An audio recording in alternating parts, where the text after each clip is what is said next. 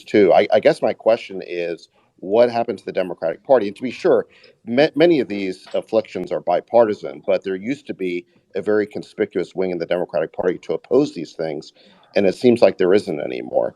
So I guess my question for both of you is, what happened, and can it be fixed? I mean, I'll just answer briefly, and then I'd love to hear Tulsi's answer. Um, I watched this happen in the Democratic Party. I watched some of this happen. I mean, I think the Democratic Party became the party of war. I attribute that directly to President Biden because President Biden is always, although I've always liked him, the one part of him that I did not like is that he's always been a very, very in favor, very bellicose, pugnacious, and aggressive foreign policy, and he believes that violence is a legitimate political tool for achieving America's objectives abroad, and that in many cases it's the first and most prominent tool that the federal government used during the Iraq War. When my uncle was fighting against that war, Joe Biden in the Democratic Party, more than any other senator, was the man who was promoting that war, and I think that's one of the reasons he got the support of the neocons. And all of these the neocons, for people who don't know what the neocons are, that were called neoconservatives, but they were a group of people who had departed from both the Republican and Democratic parties in after the defeat of the Soviet, after the collapse of the Berlin Wall and the collapse of the Soviet Union. There were a group of people who prominent intellectuals who took the position that America had won the Cold War and that as victors we should enjoy the spoils. And they published a plan called a Project for a New American Century that essentially argued that America should use its military domination, its military superiority now as the only superpower to impose an American hegemony, an American control, to use violence to impose American control of all the countries in the world. And that group, I think 22 of those leaders ended up in the State Department and White House during the George W. Bush's administration. They orchestrated the war. They had a plan for 7 wars that we would fight very quickly in order to defeat all of our non-compliant countries in the Mideast, beginning with Iraq, and they launched the first preemptive war in American history, a war against a country that never did anything to our country. As I've pointed out, there was $8 trillion that war cost us, that war and its aftermath in Libya and Syria and Yemen and Afghanistan and Pakistan. It cost us $8 trillion, and we got nothing. Iraq ended up in a worse place than we found it. We killed more Iraqis than Saddam Hussein. We killed almost 1 million Iraqis. We pushed Iraq into becoming a proxy to Iran, which was the foreign policy outcome that we have been trying to avoid for 40 years. We created ISIS. We drove 2 million refugees into Europe, which destabilized all the democracies in Europe, probably for 2 generations, and ended up with Brexit. That's what we got for the $8 trillion. And as a result of that cataclysm, politically in the United States, it became untenable to be a neocon. They were in disgrace. They were exiled from all political parties. But somehow they got back into the Biden White House. And people like Victoria Nuland, whose husband, Robert Kagan, was the author of the Project for the Newest American Century, ended up running foreign policy. Avril Haines and Anthony Blinken ended up running this very belligerent foreign policy that we're now dealing with. On the medical side, I watched what happened. Initially, pharmaceutical companies were on the side of the Republican Party, and Democrats, they were they were regarded with kind of contempt by Democrats as the most corrupt industry in the country. They paid the four companies that manufacture all American vaccines, Sanofi, Merck, Glaxo, and Pfizer, paid over the past decade $35 billion in criminal penalties, more than any other industry. They've paid the biggest criminal penalties in American history. They are serial felons, these companies. They keep doing the same play over and over.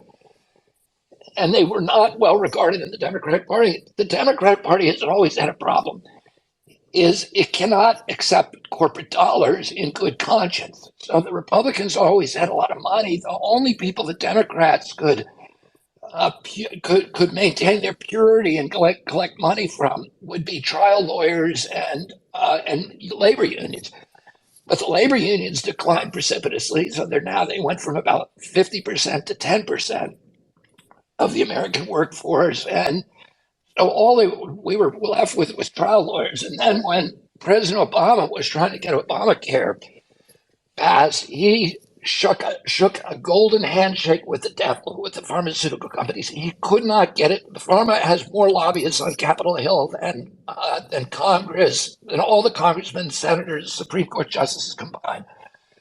They give more to lobbying, twice with the next biggest industry, more than any other industry. And President Obama, they could have deadlocked Obamacare forever. So Obama needed to placate them. And the way that he did it was by making this terrible deal where the federal government could not bargain over the price of pharmaceutical products in Medicare, or in Obamacare. So Obamacare was going to be big to create this flood of money to the pharmaceutical industry to buy their products for free, for the patients for free, but we could not bargain like you can in Canada and every other nation.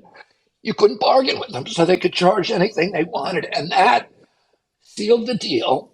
And all of a sudden, Pharma was on the side of Obamacare, and it became permissible morally for Democrats to accept money from Pharma. And within a year, Democrats were getting more money from Pharma than Republicans, and so that put them on the side of the pro-vaccine side.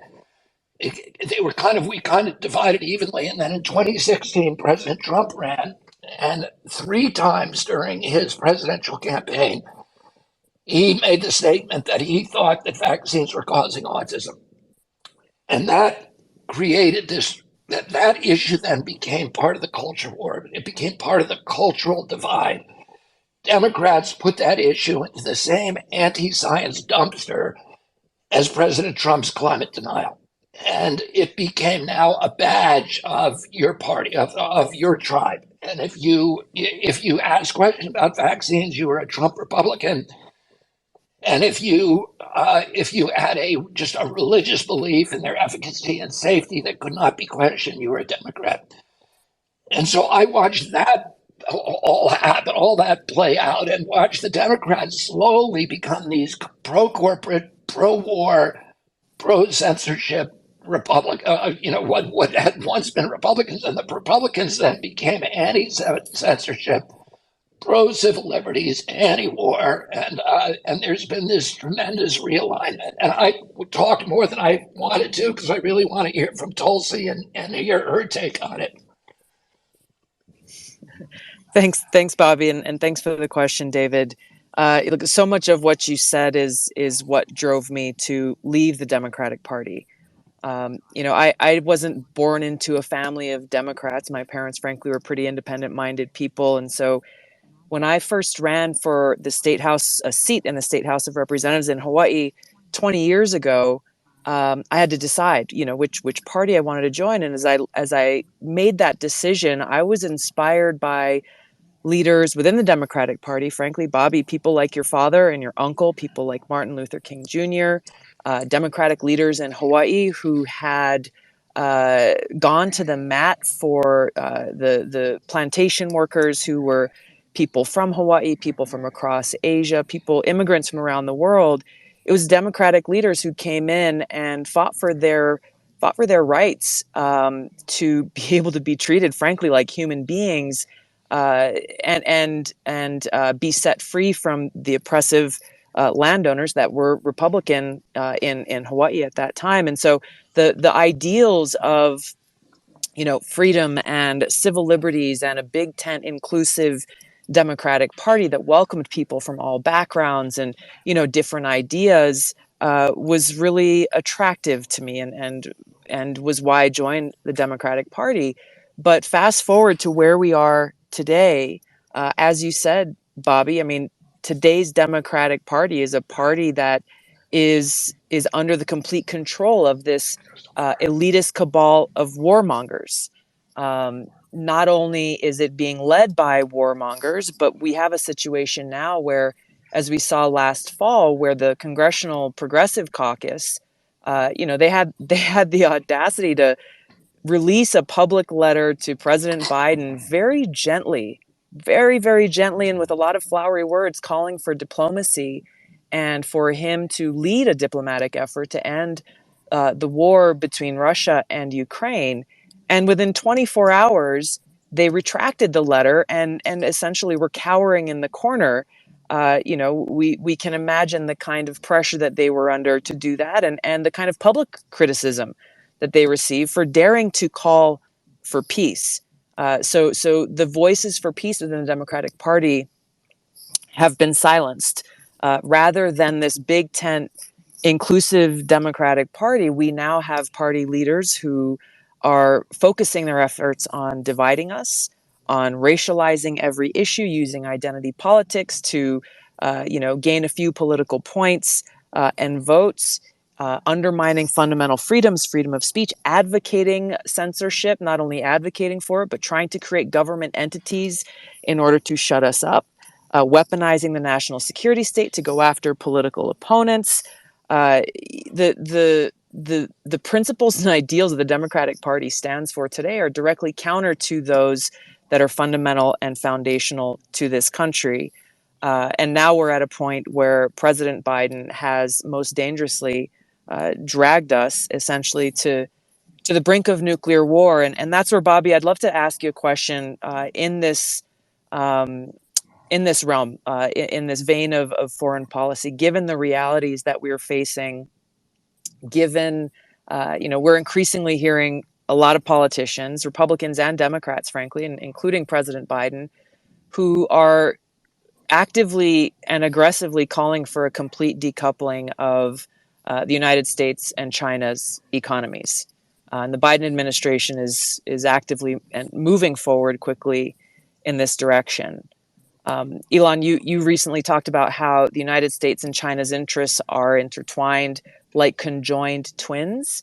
I think really making the point that this act of decoupling our economies would essentially be like ripping apart conjoined twins, implying the catastrophic consequences that would occur as a result for both of these countries and the world.